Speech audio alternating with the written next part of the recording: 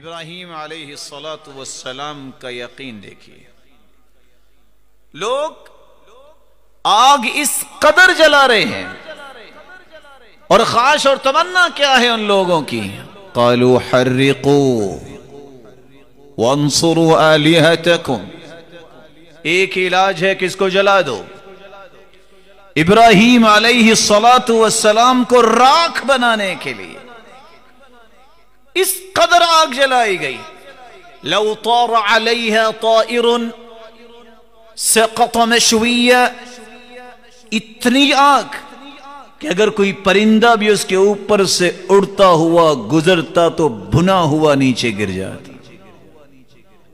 لیکن ان لوگوں نے ابراہیم علیہ السلام کو پکڑ کے نہیں پھینکا، منجنیق میں ڈال کے پھینکا، کیونکہ آگ تک تو وہ بھی نہیں پہنچ سکتے تھے.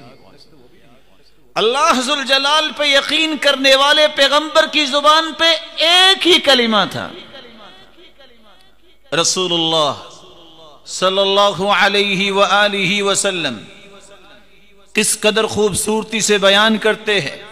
کان آخر قول ابراہیم حین القی فی النار حسبی اللہ ونعم الوکیل. جب انہیں پھینکا جا رہا تھا، یقین کی کیفیت دیکھیے. ابراہیم علیہ السلام کی زبان پہ آخری کلمہ یہ تھا جب انہیں پھینکا جا رہا تھا، حسبی اللہ ونعم الوکیل. مجھے میرا رب ہی کافی ہے اور وہ بہترین کارساز ہے. ادھر یہ کلمہ ادا ہوا، ادھر اللہ ذوالجلال کا قرآن ہمیں ایک سبق دے رہا ہے. قلنا یا نار کونی بردا وسلاما علی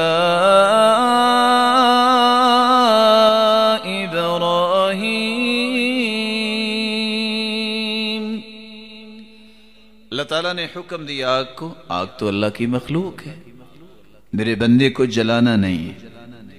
ہاتھ بھی بندھے ہوئے ہیں، پاؤں بھی بندھے ہوئے ہیں.